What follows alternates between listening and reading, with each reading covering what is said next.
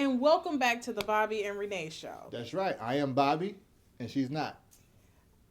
Wait a minute. Well, you're not Bobby. But wait a minute. I was supposed to finish it out. You wasn't supposed to come in and say it. Okay, start over. Okay. You want me to do it? Okay, don't interrupt me. Hi, and welcome to the Bobby and Renee Show. I'm Renee. I'm not. I said who I was earlier. Really? Anyway, today's topic will be financial hardship. We've all gone through it. But how do you deal with it as a married couple? Well, we deal with it just like everybody else. Having no money or no income coming in is very stressful. It's very hard. And sometimes it can take a toll on a relationship. But at the same time, you have to think about it. Your love is not built on money, in my opinion. Love is not built on money. So you have to outweigh the option of, okay, are we going to eat steak tonight or are we going to eat noodles? So it's been plenty of nights where we've had to eat noodles. Right, we ate noodles. But that doesn't change how we feel towards each other, at least not for me. I can't speak for her. She might feel different. What I think about financial hardship, it's harder on a man, especially for those men who carries the weight of their family, that feel like, he's not a man if he's not bringing in enough money, or he's not a man if he don't make as much money as his wife do. Right. So that's where I think a lot of the tension comes in at. And then you might have a wife that's a shopaholic who like to spend money all the time. Don't care how much it is. She just like to splurge. Yeah. Sometimes I wish I was like that. You know what I mean? Me too. Actually, crazy enough, I wish she would splurge a lot too. Bobby said I'm not cheap. I'm frugal. But same difference. Well, no, cheap is just like, I seen a video with a lady who was actually recycling spaghetti sauce. Well, we don't go that far. Exactly. You like to cook. No, I cook because I have to, not because I like to. Okay, let's get that straight. But anyway, with financial hardship, we've encountered so many. Yeah, we have. So much over the years. Like we said in a previous video where we were, we had our 1 foot in the door and 1 foot on a banana peel of being homeless. Yeah. And that was with all 5 of our children. Yeah. So, and that was a very, very stressful time for us. I mean, I say, you know what, I don't ever want to go through that again. No. Ever. And, But, and even I don't want to go through that either.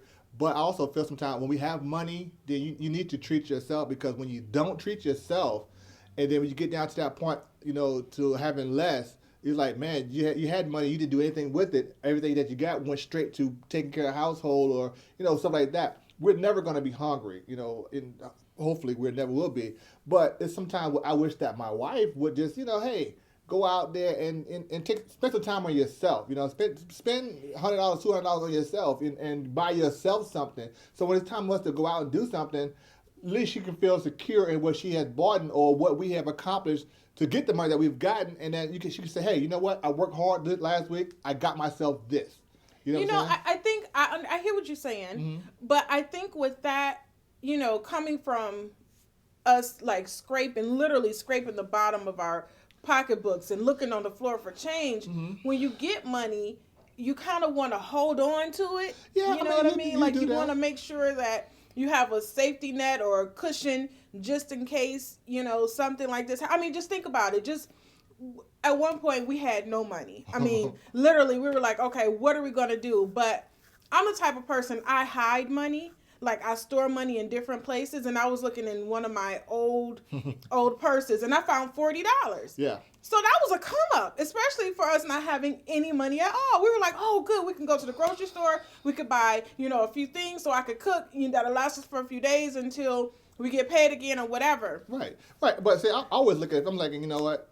We might be broke for the next 5 days, but I know that we're gonna get the money eventually. You know what I'm saying? Well, see, I don't like uncertainty. I don't like being without. I don't like, not knowing where my next meal is gonna come from. I've lived that life for too long. I've done it. I've been through it as a child, growing up in my adult years, making bad decisions financially.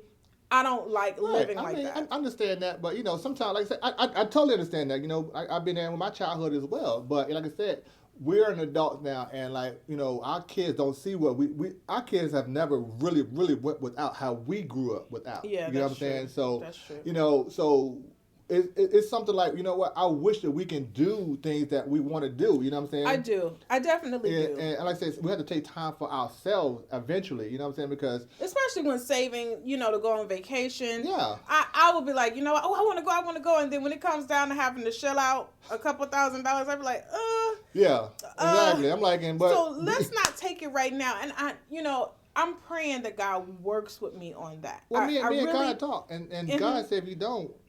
What if I don't what? He's getting high five. Really?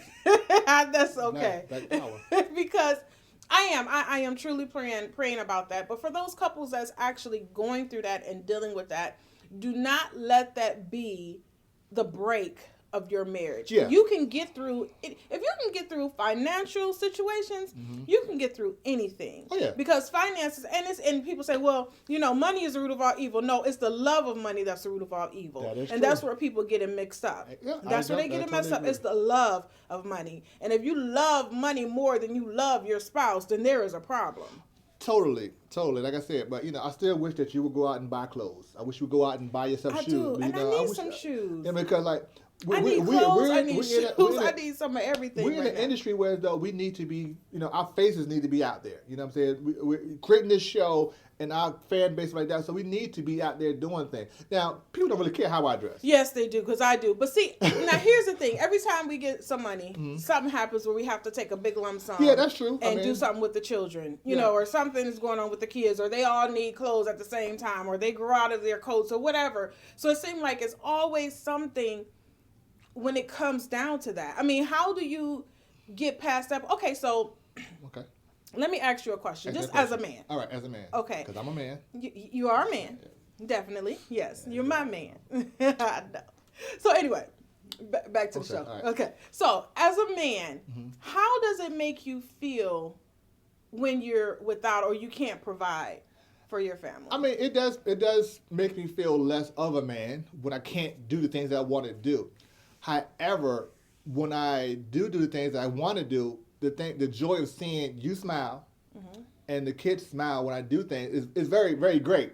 So when I can't see those things, when I can't do things, then yeah, that makes me feel less of a man. Well, I can't do this. That's why when I do projects for people, that's why I give you the money and hey, do what you need to do with it. You know what I'm saying?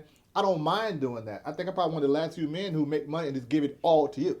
Yeah, I don't, and I'm saying, like, I don't go by myself, I need this equipment, I need that camera equipment. I don't do that. I say, here, I get paid, from doing a project. Here's the money I made for this project. Here. And I say, give me what you want me to have. You know what I'm saying? Because me, I feel as though that's the way I can do it. Now, I can't do it every week or bi-monthly because the way my job work, I work, doing the films and the magazines and stuff like that. So I'm my own entrepreneur, I'm my own businessman. So that's the thing that I'm doing. As you work a regular 9-to-5 job from home. So it's easier for her to have money on a regular basis. But me, my money comes so far in between. But when they do come, they come in giant lump sums. Yeah. So, and normally the time when they do come, rent has to be paid or light bill has to be paid. So, hey, here you go. You know what I'm saying? Hold on to your money because you've been holding it down in between times. So I don't mind doing that. But I know when I can do that, that's a great feeling for me. But when I can't, I feel discouraged, but I also look forward to, you know what? I got a project coming up. I'm going to get this money.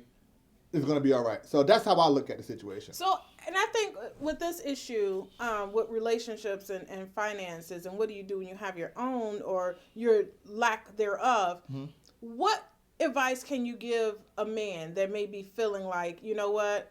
I'm worthless, I'm useless, I can't provide for my family, and then that's when their insecurities kick in, and then that's when their marriage starts going haywire. Yeah. Right. What advice would you give to a man that's going through that? Basically, you know what I'm saying? If your wife is your wife and she's truly down for you, then she's going to, no matter if you can or cannot do it, she's always going to be there. She's always going to be your backbone and your supporter. So, like my wife, I don't have a regular 9-to-5 job. She's always there for me. So, if your wife is there for you, then don't feel discouraged because you know that you're doing what you can do to better yourself and your family. So, keep that first. You know what I'm saying? And keep that imagery in your head that what I'm doing or can't do right now is only temporary. But what's going to happen? Look towards the future. Plan out and schedule out what you want to do towards the future with your spouse.